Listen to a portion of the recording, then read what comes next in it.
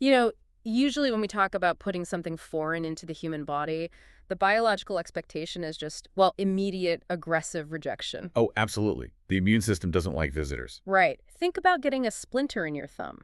Within hours, the surrounding tissue swells up. Yeah, it gets red, it gets inflamed. Exactly. It throbs with heat. Your immune system essentially mounts this full-scale infantry assault to encapsulate and forcefully push that tiny piece of wood out of your body. Because the body operates on a very strict, binary code of self versus non-self. Mm. Any foreign material automatically triggers an inflammatory cascade. White blood cells flood the area. Exactly. Histamines are released, and the tissue environment just becomes completely hostile to anything that doesn't share your cellular DNA. Yet we step into the world of vision correction, specifically the ocular surface, and we are asking the human body to do the exact opposite. We are. It's quite a paradox. We are intentionally placing a manufactured piece of plastic directly onto the cornea, which, by the way, is one of the most highly innervated, exquisitely sensitive mucosal tissues in the entire anatomical structure. Oh, without a doubt. There are more pain receptors per square millimeter on the cornea than almost anywhere else in the body. And the expectation is that the eye will just tolerate it completely comfortably for 16 hours a day while blinking thousands of times. But that tolerance is, it's an illusion, really. Yes. It's actually a continuous, hidden biological negotiation. We tend to view contact lenses as these inert objects, like tiny glass windows. Sure, just a passive little shield. But the reality is that the ocular surface is this dynamic, fluid environment. Placing a lens there creates an immediate, highly complex biomechanical and immunological battleground. And charting that specific medical battleground is our mission today. We are so glad you are joining us for this deep dive. We've got a lot of ground to cover. We really do. We are taking you through a truly massive stack of sources today. Primarily, we're focusing on the 50th Annual Contact Lens Report. From the August 15th, 2026 issue of the Review of Optometry. Exactly.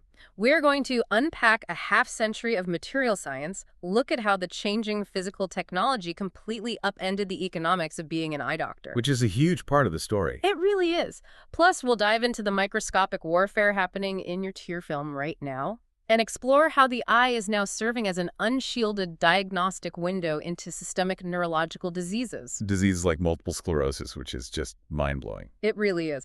Okay, let's unpack this history. The Review of Optometry report takes us back to the mid-1970s. Right. Celebrating 50 years since the dawn of the hydrogel era. Yeah, the first mass-produced soft contact lenses hit the market around 1971. We went from these rigid, hard plastics, polymethyl methacrylate, or PMMA, to these flexible, water-loving soft lenses. A massive shift in patient experience. But here is where the historical narrative gets confusing for me. Okay, how so? Well, if soft lenses were this massive, immediate revolution in patient comfort, why does the source text explicitly state that the original modality, rigid materials, have fared surprisingly well in the hydrogel era? Oh, I see what you mean. I mean, I struggle to understand why anyone would willingly put a hard piece of plastic on that highly sensitive cornea if a soft alternative existed. Well, the persistence of rigid lenses really comes down to an unavoidable compromise between human biology and optical physics. Okay, walk me through that. So the soft lens changed the world because of its immediate biological compatibility. A hydrogel lens is mostly water, right? When Yeah. you place it on the eye, it drapes perfectly over the cornea like a wet blanket. Mm. The sensitive nerve endings barely even register its presence. Because it's so pliable. Exactly. Mm. However, from a purely optical standpoint, a wet blanket is a terrible lens. Because it just conforms to whatever shape is underneath it. Yes, if the surface of your eye is a little bumpy or irregular, the soft lens just mirrors those bumps. So it's not actually fixing the surface flaw. No. That physical mirroring means the light entering the eye is still scattered by those underlying irregularities. Rigid materials operate on a completely different physical principle. They don't bend. They do not bend. Yeah. They provide a perfectly smooth, unyielding optical surface. When you place a rigid lens on the eye, it doesn't drape over the cornea. It vaults over the imperfections. And the space between the back of that hard plastic lens and the irregular surface of the eye, that just fills with the patient's own natural tears, right? Yes, and that tear layer is the secret. It's called the lacrimal lens. The lacrimal lens. Right. The tears fill in all the microscopic or even macroscopic valleys and divots on the cornea.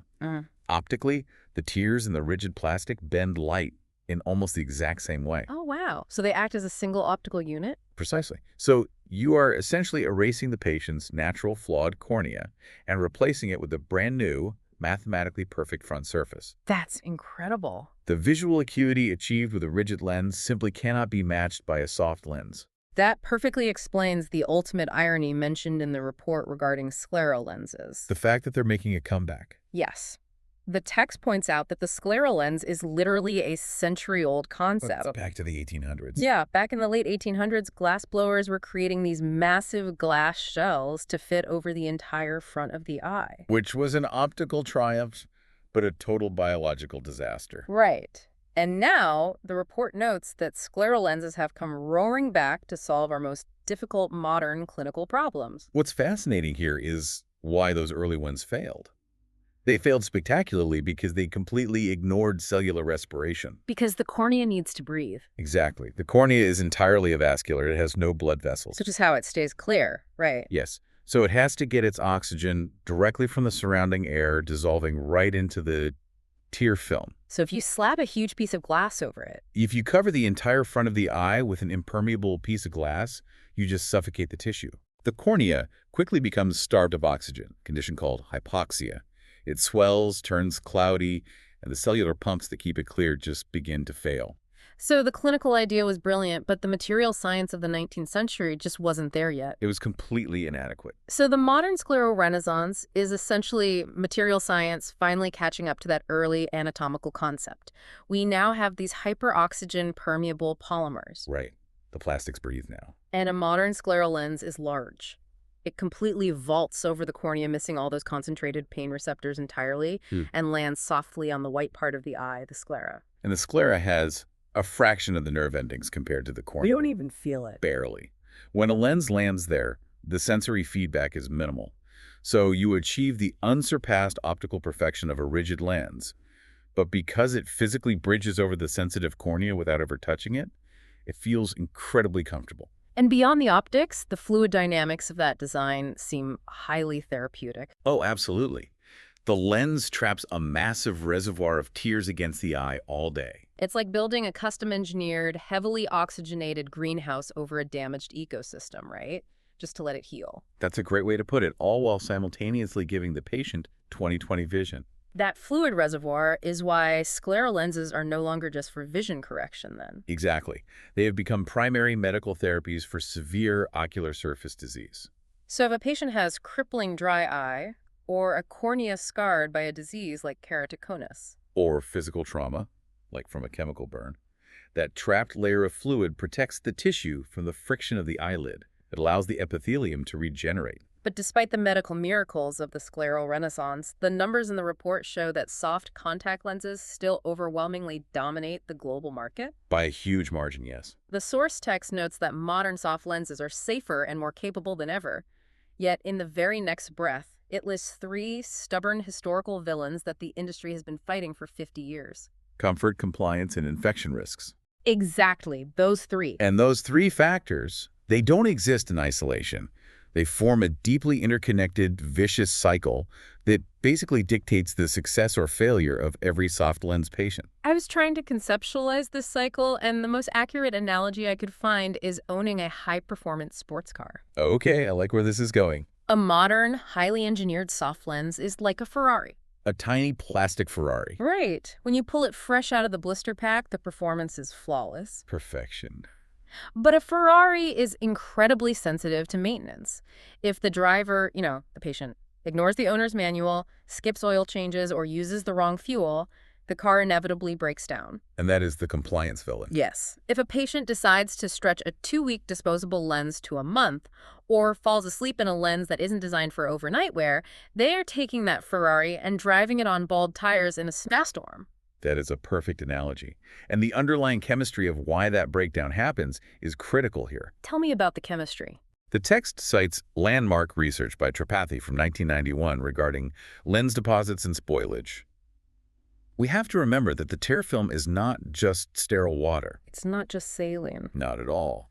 It is a highly complex biological soup composed of hundreds of different proteins, lipids, mucins, and active enzymes. And a soft contact lens at its core is a microscopic porous sponge. Exactly. So the moment that pristine plastic sponge touches the eye, the biology of the tear film starts attempting to colonize it. How fast does that happen? Within milliseconds. Milliseconds, wow. Yeah.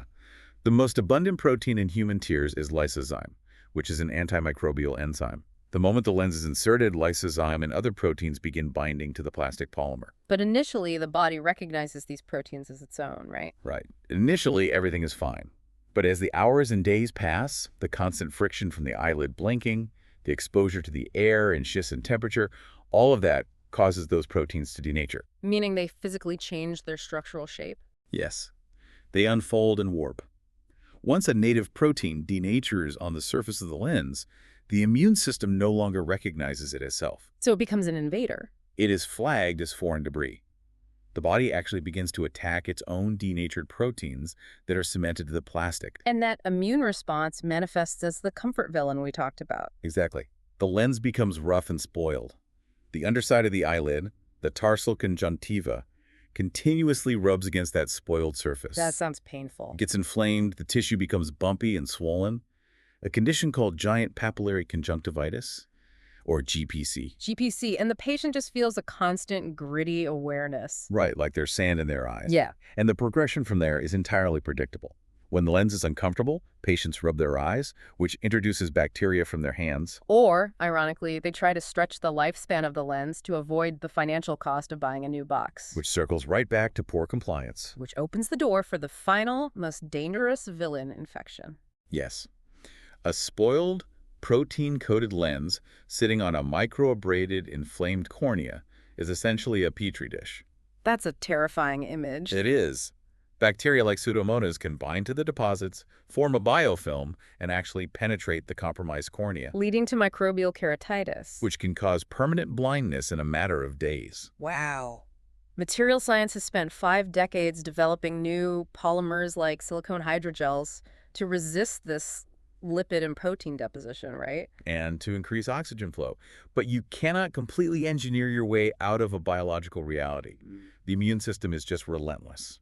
And this relentless push for better materials didn't just change the physical object resting on the eye, it fundamentally altered the entire business model of eye care. It changed everything. We're looking now at page 38 of the report, which details the profound economic consequences of this technological evolution. The shift from rigid plastics to daily disposable soft lenses triggered a massive financial disruption for traditional practitioners. The commercial trajectory of the contact lens over the last 50 years perfectly mirrors the life cycle of any technology that shifts from a bespoke, durable good to a mass-market, consumable commodity. It's a classic economic story. The report lays out the timeline. Initially, a patient might purchase one set of custom-made hard lenses and wear them for a year or more. They would have to return to the doctor's office frequently for deep cleaning, polishing, and adjustments. So the doctor's revenue was tied to providing that ongoing, specialized physical service. Exactly. But as soft lenses went mainstream and disposable modalities took over, the prescribing patterns transformed entirely. The patient was no longer buying a durable medical device. They were buying boxes of identical, mass-produced consumables. The clinical benefit, of course, was undeniable. Throwing away a lens every day completely bypasses the protein denaturation cycle we just discussed. Right. A daily disposable lens is the ultimate weapon against the comfort and infection villains. But the economic downside for the clinician was severe. The text specifically identifies the setbacks for traditional practice. Things like the rise of online retailers, digital ordering, direct-to-consumer home delivery. Automated replenishment systems. It's the exact same digital disruption that annihilated the video rental industry. Blockbuster relied on you physically walking into the store to rent a movie. And when streaming services changed the distribution model, the physical store became obsolete. Exactly. Eye care effectively became a subscription box service. When a medical device becomes a standardized, easily identifiable commodity, a specific brand, base curve, and power, the patient realizes they don't actually need the doctor to facilitate the transaction. Right. An algorithm and an automated warehouse can ship that box to their porch at a much lower margin than the private practice can offer. And the traditional optometric business model, which relied heavily on the retail markup of those boxes to subsidize the cost of the medical exam. It just began to collapse. It did. I find the behavioral economics of this fascinating. The technology made the product so safe and ubiquitous that the patient stopped viewing it as a medical intervention. They started viewing it like buying razor blades or shampoo. So, how did the profession adapt? If an automated warehouse has commoditized your primary retail product, how does the doctor keep the practice viable? Well, the only viable economic response to commoditization is to pivot toward high-value, specialized services that an algorithm simply cannot replicate. You have to remedicalize the patient encounter. Exactly. And this brings us to a crucial realization about the scleral renaissance we discussed earlier. The report explicitly highlights that specialty lenses have created vital new practice growth opportunities. Scleral lenses aren't just a clinical triumph, they are an economic lifeline. Because you cannot purchase a custom scleral lens on a subscription app. You absolutely cannot. The fitting process requires an immense amount of clinical expertise. The doctor must use corneal topography. What does that involve practically?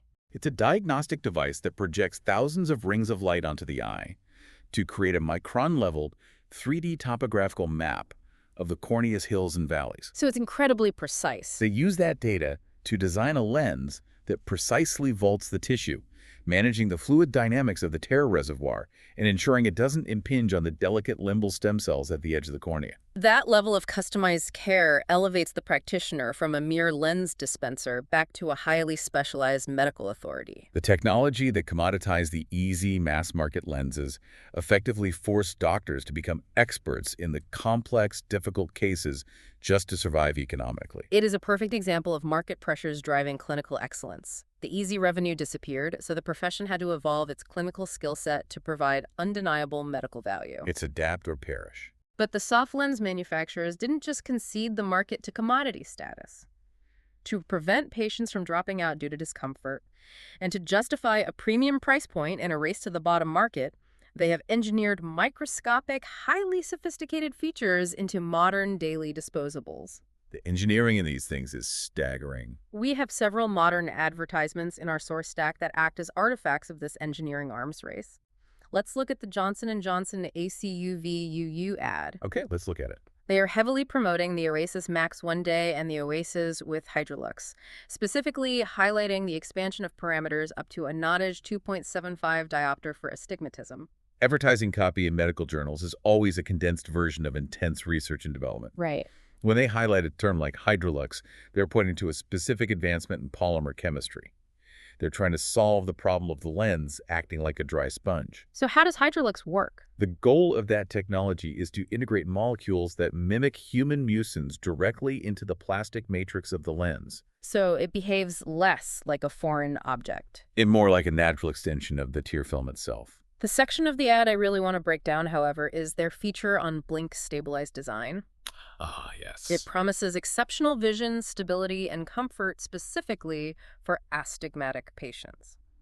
To appreciate why stability is such a massive engineering hurdle, we really need to clarify what astigmatism actually is, because it's a widely misunderstood concept. It really is. Most people think it's a disease. It's not. Astigmatism simply means the eye is not perfectly spherical. Okay. A standard cornea is shaped like a basketball. The curvature is equal in all directions. Light entering a spherical eye converges to a single, sharp focal point on the retina. Makes sense. A contact lens for a spherical eye is also shaped like a dome. It doesn't matter if that round lens rotates freely on the eye. The optical power is uniform everywhere. Because it's perfectly round. But an eye with astigmatism is shaped more like an egg or a football. Exactly. Mm-hmm. The curve is steeper in one meridian and flatter in the perpendicular meridian. And that dual curvature causes chaos for the light entering the eye. Imagine a camera lens trying to focus on a tall, vertical building and the flat, horizontal horizon at the exact same time. It can't do both. Right. Because of the shape of the eye, if it focuses the light from the vertical building, the horizontal horizon is smeared and blurry, and vice versa. The eye cannot resolve both planes simultaneously, resulting in directional blur. To correct that smeared image, the contact lens itself has to be engineered with dual curvatures. It has to be shaped like a football to neutralize the football shape of the eye. Yes, it's called a toric lens. But here is the physical problem. If you put a football-shaped lens on a football-shaped eye, and that lens rotates even 5 or 10 degrees. The optical powers are no longer aligned with the patient's anatomy. Exactly. The steep curve of the lens sits over the flat curve of the eye. The vision instantly degrades into a blurry, distorted mess. So the prescription only works if the lens remains perfectly locked into the correct rotational axis. It's locked in. But the source text points out the brutal environmental reality. A human being blinks roughly 15,000 times a day. 15,000 times. And the eyelid is the natural enemy of rotational stability. During a blink, the upper eyelid doesn't just drop straight down, it moves down and slightly inward toward the nose. Oh, I never realized that. Yeah, it acts like a mechanical press, exerting sheer force on the front surface of the contact lens. So if you have a lens with different thicknesses to correct astigmatism, The eyelid will naturally interact with the thicker portions, applying torque that spins the lens out of alignment. it's the watermelon seed effect. The watermelon seed effect, exactly. If you squeeze a slippery watermelon seed between your fingers, the pressure shoots it out. The eyelid squeezes the thicker edges of the lens, forcing it to rotate. Right? So how does blink-stabilized design solve this? It requires reversing the mechanical dynamic. Instead of the eyelid catching the thick edge and spinning the lens, engineers map the precise kinetic motion of the blink. They track exactly how the eyelid moves. Yes. They design the physical thickness profile of the lens, trimming the bulk in certain zones and adding stabilization zones in others, so that when the eyelid descends, its sheer force actually pushes the lens back into the correct alignment. That is wild. They are essentially designing physical ramps and valleys into a microscopic piece of plastic, using the 15,000 daily blinks as a continuous recalibration mechanism. They harness the destructive energy of the eyelid to stabilize the optics. It is an incredibly elegant biomechanical solution, It really is. and it underscores a fundamental shift in how practitioners view the anatomy of the eye. For decades, the eyelid was considered an obstacle. Just the piece of skin you had to hold out of the way to place the lens on the cornea. Right. Let's get it out of the way. Which brings us to a fascinating small detail in our source stack. There is an ad for a specialized surgical instrument from a company called Goulden. Oh, the aversion tool. Yes, it's an upper and lower eyelid aversion tool. It promises single-handed aversion and more control than ever. The fact that companies are engineering highly specific, dedicated tools just to flip the eyelid inside out reveals how dramatically the clinical focus has shifted. Flipping the eyelid exposes the tarsal plate, which is the dense connective tissue providing structural support to the lid. It's where the giant papillary conjunctivitis we discussed earlier manifests, right? Yes, but more importantly, it allows the doctor to evaluate the structural integrity of the meibomian glands. The meibomian glands. The realization in modern eye care is that the eyelid is not an obstacle. It is the primary engine of the tear film. If the eyelid is diseased, the entire ocular surface collapses. Which perfectly anchors our transition into the most pervasive medical condition discussed in our sources. Meibomian gland dysfunction. Exactly. You can engineer a daily disposable lens with flawless Hydrolux matrix integration and perfectly tuned blink stabilization.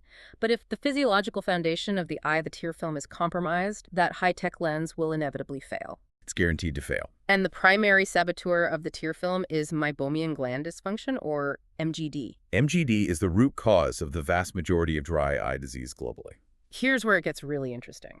Our sources include a recent systematic review and meta-analysis from the news section, conducted by researchers from Canada and Israel. That's a fantastic study. They evaluated two aggressively different pharmacological strategies for treating MGD.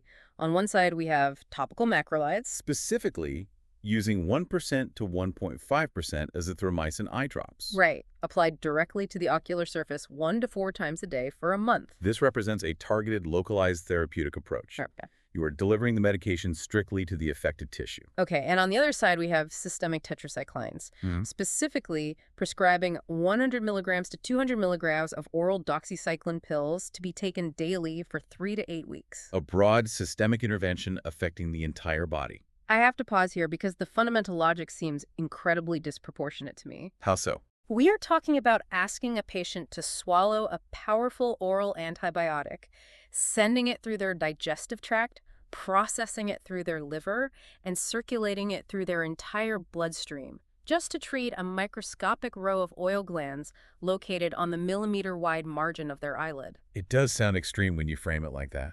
It sounds like using a sledgehammer to drive a thumbtack. Why was this ever the standard of care? To understand the rationale, you really have to understand the specific anatomy and pathology of MGD. The meibomian glands are essentially tiny, vertically aligned tubular structures buried inside the upper and lower eyelids. Okay. Their exclusive function is to secrete a microscopic layer of clear, complex lipids called meibum onto the tear film with every single blink. And that lipid layer acts as a barrier, preventing the aqueous, watery portion of the tears from instantly evaporating into the atmosphere. Precisely. The meibum is a delicate mixture of polar lipids that spread across the water and non-polar lipids that sit on top to seal the surface. So it caps the tears. In MGD, this delicate lipid production goes haywire. The meibum thickens from a clear oil into a cloudy, stagnant paste. Ew! Like toothpaste. Very much like that. The glands become mechanically obstructed. Without that protective oil layer, the water in the tears rapidly evaporates. Leaving behind a hyper-concentrated, overly salty tear film that is highly toxic and abrasive to the cells of the cornea. Furthermore, the stagnant oil inside the glands creates an ideal breeding ground for bacteria naturally present on the skin, like Staphylococcus. Right, because bacteria love a blocked gland. They do. These bacteria release enzymes called lipases, which break down the stagnant lipids into toxic byproducts. This process is called saponification, right? Yes, it literally creates a soapy substance on the surface of the eye, causing severe burning and stinging. The entire eyelid margin becomes deeply inflamed. So the oral doxycycline wasn't necessarily prescribed just to kill the surface bacteria? Correct. Tetracyclines like doxycycline have a unique secondary mechanism of action. They are incredibly potent inhibitors of matrix metalloproteinases, or MMPs. MMPs? What are those? They are destructive enzymes released during the body's inflammatory cascade. By giving the patient an oral dose, you are using the drug's systemic anti-inflammatory properties to quiet the raging inflammation throughout the tissues of the eyelid. Allowing the glands to resume normal function. Exactly. Okay, that makes a clinical intention much clearer. But let's examine the results of this meta-analysis involving 374 patients. The results are very telling. The researchers found that both the topical azithromycin drops and the oral doxycycline pills were clinically effective. Both significantly improved the signs and symptoms of MGD. However, the exact mechanisms of their success differed substantially. The clinical divergence is fascinating. The data showed that topical azithromycin was specifically associated with improved tear film stability. Right. Clinicians measure this using a metric called tear breakup time. How does that test work? They instill a fluorescent dye and use a stopwatch to see how many seconds the tear film can remain uniformly intact before it physically ruptures and exposes the raw cornea beneath. A healthy tear film should hold together for over 10 seconds, right? Yes. In severe MGD, it might rupture in 2 seconds. The azithromycin drops significantly lengthen that breakup time and visibly reduce the amount of cellular debris floating in the tear film. Which indicates that the azithromycin was actually rehabilitating the lipid layer. It was. It was successfully addressing the root cause by getting the meibomian glands pumping healthy, clear oil again. Azithromycin, as a macrolide, works by binding to the ribosomes of bacteria, preventing them from synthesizing proteins, correct? Yes. By neutralizing the bacteria directly on the eyelid margin, it stops the toxic saponification process at the source. Conversely, the meta-analysis found that oral doxycycline was superior in only one specific clinical metric: corneal fluorescein staining. We should define what that staining actually represents for the patient's physical comfort. Definitely. When the tear film evaporates too quickly, the exposed epithelial cells on the surface of the cornea dry out and die. They slough off, leaving microscopic divots in the tissue. When we apply the yellow fluorescein dye and illuminate it with a cobalt blue light, the dye physically pools in those damaged divots and glows bright green. So a cornea with heavy staining looks like a severely scraped knee. Exactly. It is intensely painful. The oral doxycycline proved slightly better at facilitating the repair of that superficial cellular damage. So, synthesizing the clinical outcomes, Yeah. both treatments work. The topical drop excels at stabilizing the tear structure, while the oral pill is slightly better at healing the collateral damage on the corneal surface. If we stop the analysis there, they look like equal options. But the researchers, in our source text, forcefully pivot to what they call the safety profile showdown. And this is where the systemic approach completely falls apart. The fatal flaw of systemic antibiotics is their indiscriminate nature. Utterly indiscriminate. The researchers noted that the systemic side effects inherently associated with oral doxycycline were entirely absent in the topical azithromycin group. We need to be very clear about what those side effects actually feel like for the patient. We aren't just talking about a mild headache. No.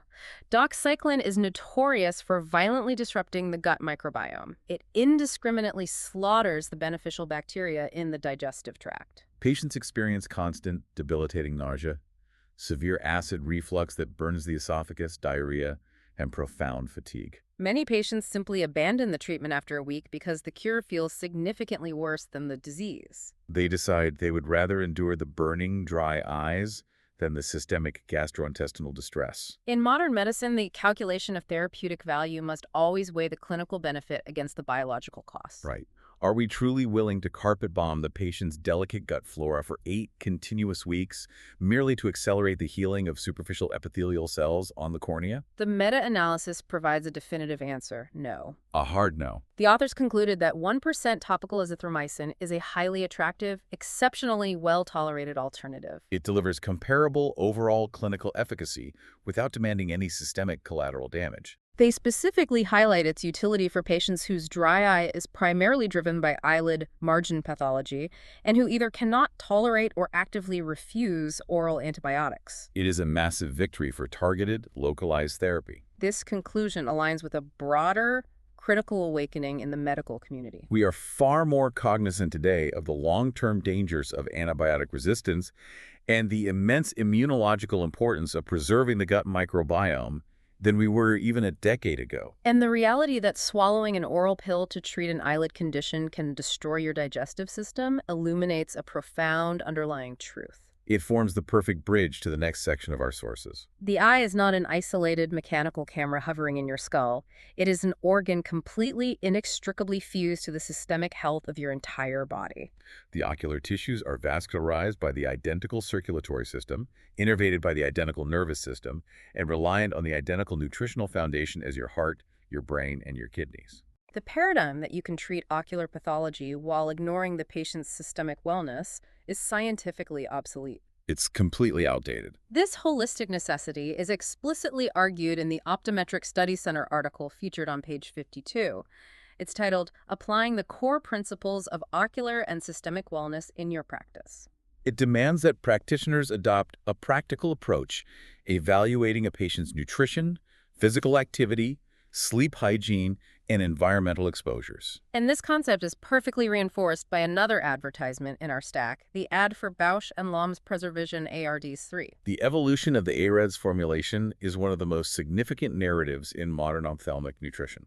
The ad promotes a triple-action formula with a unique B vitamin complex. But the detail that demands deep analysis is the source text's note that this new ARES 3 formula is currently being studied in long-term clinical trials. Trials that include patients with all stages of age-related macular degeneration, or AMD. Ranging from early disease all the way to geographic atrophy. To appreciate why studying early AMD is a radical philosophical shift, we must look at the history. Right. Tell us about the original trials. The original AREDS trials, the age-related eye disease studies sponsored by the National Institutes of Health, were monumental achievements. They definitively proved that a highly specific, high-dose cocktail of antioxidant vitamins and minerals could significantly slow the progression of macular degeneration. However, that original formula was only proven effective for patients who already had moderate to advanced disease. The clinical strategy was inherently reactionary. You wait for the disease to inflict measurable damage on the retina, and only then do you deploy the nutritional intervention to slow the bleeding. Exactly the problem. But the retina, specifically the macula, which is responsible for our central high-resolution vision, is one of the most metabolically demanding tissues in the human body. The photoreceptors are constantly firing, processing light into electrical signals. That massive energy consumption requires huge amounts of oxygen.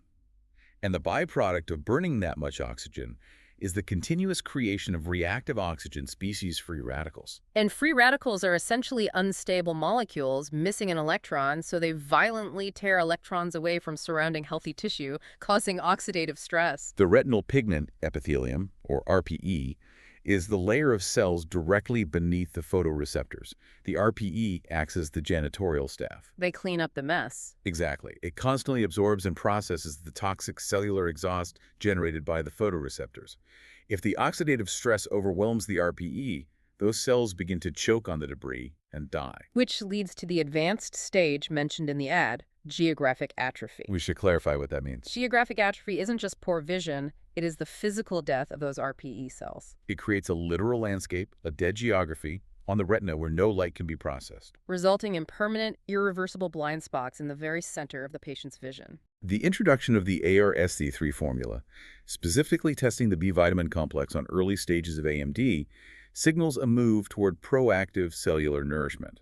Antioxidants work by physically donating their own electrons to neutralize those destructive free radicals before they can damage the RPE, right? Yes, the clinical philosophy is evolving from treating a visible disease to fortifying the cellular infrastructure of the retina to prevent the degenerative cascade from ever taking hold. It's preventive maintenance. You ensure the metabolic engines have the precise nutrients they need to clear the exhaust before the engine block cracks. Exactly. But ensuring systemic wellness isn't entirely dependent on what the patient swallows at home. It relies heavily on the structural integrity of the healthcare system surrounding them. And our sources pivot sharply in the news section to highlight a glaring systemic vulnerability. The vulnerability of interprofessional communication.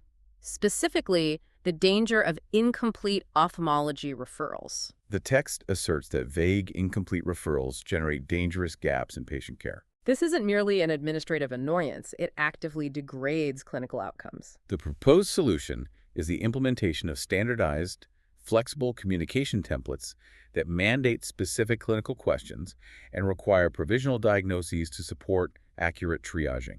The mechanics of medical triage depend entirely on context, don't they? Absolutely. When a primary eye care provider, an optometrist, examines a patient and discovers pathology requiring a surgeon, say a retinal specialist, the quality of the information they transmit dictates the speed of the intervention. If a referral simply states, evaluate macula, the receiving surgeon has no functional data. None. They cannot distinguish if this patient has a slow-moving, dry cellular atrophy that can be seen next month, or an aggressive, newly bleeding wet macular degeneration that requires an immediate vision-saving injection straight into the eye within 24 hours. A standardized template eliminates the ambiguity. It forces the referring doctor to articulate the precise anatomical findings, the chronicity of the symptoms, and the suspected pathophysiology. It ensures the patient does not quietly fall through the cracks of a fragmented medical system while a catastrophic disease progresses. Clear communication is the foundational requirement of collaborative medicine. Without it, all the technological advancements we've discussed are rendered useless. The necessity of collaborative medicine brings us to the final and undoubtedly the most profound revelation in our deep dive. This is the part that really shifts the paradigm. The source material concludes with citations regarding the 2024 McDonald criteria. These are the internationally recognized diagnostic guidelines for multiple sclerosis, MS. As well as a related autoimmune condition called neuromyelitis optica spectrum disorders, or NMOSD. The citations describe the explicit leveraging of the optic nerve as a new diagnostic frontier. This concept fundamentally challenges our understanding of medical boundaries. It really does. The implication is that your optometrist or ophthalmologist possesses the tools to diagnose a devastating systemic neurological condition before your primary care physician or even a general neurologist does. We have crossed that frontier. That scenario is currently playing out in clinics around the world right now, and it is entirely due to a unique embryological reality. Tell me about the embryology. The optic nerve is not a standard peripheral nerve like the ones controlling your arm or your leg. It is a direct physical extension of the central nervous system. During fetal development, the tissue that becomes the retina and the optic nerve literally pushes outward from the diencephalon, a core structure of the developing brain. Therefore, the optic nerve is encased in the exact same protective layers, the meninges, and insulated by the exact same myelin sheath as the brain and spinal cord. That makes it incredibly vulnerable to the same diseases. Exactly. When a neurodegenerative autoimmune disease like multiple sclerosis emerges, the immune system mistakenly attacks and strips away that myelin insulation in the central nervous system. Because the optic nerve is anatomically part of that system, it is frequently one of the very first targets of demyelination. When the optic nerve is attacked, the condition is called optic neuritis. The myelin is stripped away, the nerve becomes acutely inflamed, and the patient experiences sudden, often painful vision loss. Particularly when moving their eyes. Historically, if an eye doctor identified optic neuritis, the protocol was to refer the patient out for a systemic evaluation, perhaps an MRI. And months or years later, a formal MS diagnosis might finally be rendered by a neurologist. The paradigm shift formalized by the 2024 McDonald criteria is the elevation of ocular imaging technology to primary diagnostic status. We are no longer relying solely on subjective vision loss or waiting for macroscopic brain lesions to appear on an MRI. No, we are utilizing optical coherence tomography, or OCT. OCT is essentially an optical ultrasound, correct? But instead of using sound waves, it uses light. Yes, it utilizes low coherence interferometry. It projects near-infrared light into the eye and measures the echo time delay of the light scattering back for the different cellular layers of the retina. The resolution must be astonishing. An OCT scan allows the clinician to measure the physical thickness of a retinal nerve fiber layer down to individual microns. A micron being 1/1,000,000th of a meter. That's microscopic. The clinical implication is staggering. An eye care provider can perform a non-invasive 10-second light scan and visually quantify the microscopic thinning of neurological tissue, The physical destruction caused by MS or NMOSD? long before the patient suffers a major debilitating physical relapse that would prompt a standard neurological workup. The eye is the only location in the entire human anatomy where a physician can look directly at a naked, unshielded nerve without requiring a scalpel. If we connect this to the bigger picture, the 2024 criteria recognize that structural damage to the optic nerve, confirmed by an OCT scan, is definitive evidence of central nervous system dissemination. The eye doctor is no longer a peripheral player in the diagnostic journey. They are acting as a frontline neurological sentinel. They are intercepting the disease in its silent subclinical phase. It radically redefines the scope of the profession. When a patient sits in the exam chair, the practitioner is not simply evaluating their need for a refractive correction. That are conducting a highly sensitive, localized neurological examination. So what does this all mean? Let's step back and synthesize the immense territory we've covered today. We've covered a lot. We really have. We began by tracing the sheer physical evolution of the contact lens over a half-century. We examined the optical physics that kept rigid, uncompromising plastics relevant, and explored the fluid dynamics that allowed scleral lenses to vault over damaged corneas and revolutionize medical therapies. We tracked the soft lens from its inception through decades of fierce biological warfare against the persistent villains of protein deposition, mechanical discomfort, and blinding microbial infections. Furthermore, we analyze how those technological leaps forced a complete restructuring of the profession's economics. The digital disruption and the commoditization of disposable lenses dismantled the traditional retail-driven business model. It forced practitioners to aggressively elevate their clinical acumen and pivot toward complex, high-value medical interventions just to ensure their economic survival. We looked at the extreme biomechanical engineering required to keep those lenses comfortable.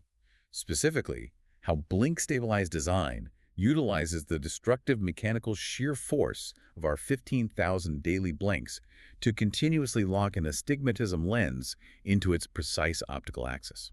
We explored the devastating impact of meibomian gland dysfunction, analyzing the crucial meta-analysis that proved a targeted topical azithromycin drop can rehabilitate the lipid layer without inflicting the catastrophic gut microbiome destruction associated with systemic oral doxycycline. And we expanded our view to the macro level, recognizing the absolute biological integration of the eye with the rest of the body. We discussed the transition toward proactive cellular nourishment with the Ayer ETS3 formula to combat oxidative stress in the macula, and the critical necessity of standardized medical communication to prevent vulnerable patients from falling through the cracks of the healthcare system. Finally, we explored the awe-inspiring reality of the optic nerve serving as a direct, measurable diagnostic window into the brain for systemic neurodegenerative diseases. The underlying philosophy connecting every single one of these topics is undeniable. We must fundamentally discard the notion that contact lenses are merely glasses that happen to sit on your eye. They are complex, micro-engineered medical prosthetics interacting constantly with an intensely sensitive, highly active biological and immunological environment. Prescribing them safely and maintaining ocular health requires the practitioner to possess a holistic systemic understanding of the patient's entire existence. Factoring in everything from the physics of their blink rate to the integrity of their gut biome and the microscopic health of their central nervous system. The entire field represents a continuous, highly sophisticated partnership between advanced material science and human biology. It truly is a marvel of modern medicine. Which leaves me with one final provocative thought for you to ponder.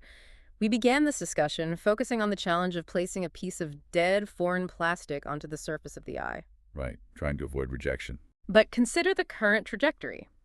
We are now mapping the micron-level thickness of the optic nerve to diagnose multiple sclerosis. We are engineering polymers that actively mimic the molecular structure of the human tear film. Extrapolating the momentum of the last 50 years is staggering. Imagine what the next 50 will bring, as we inevitably begin engineering microsensors, continuous physiological monitors, and smart technology directly into these incredibly well-tolerated hydrogel materials. The potential is limitless.